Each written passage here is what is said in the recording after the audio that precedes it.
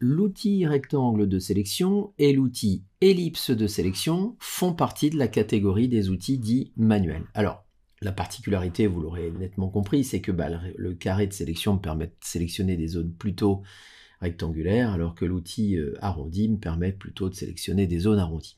Alors la difficulté, c'est ça, c'est souvent de se dire, ouais, mais bon, finalement, moi, je vais jamais avoir des ronds parfaits, des carrés parfaits. Alors l'idée, c'est quand même de rappeler que ces outils sont utiles sur des zones de sélection qui sont plutôt géométriques. Par exemple, ici, vous avez des fenêtres, et on imagine facilement qu'un outil de type rectangle de sélection va me permettre, par exemple, de sélectionner ici les outils ou les zones en tout cas qui sont rectangulaires, selon moi, par exemple les fenêtres, les parties métalliques ici, ou les supports de fenêtres ou de balcons qui sont au-dessus.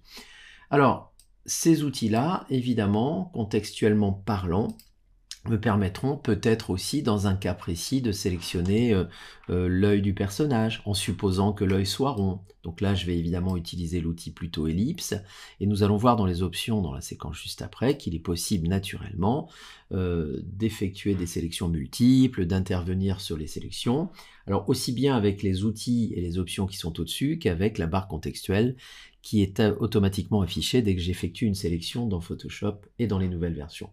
Voilà encore un autre exemple où je pourrais décider par exemple de sélectionner une partie de la roue avec l'outil ellipse pour le modifier et donc commencer à intervenir sur cette sélection que je vais positionner, réajuster, etc.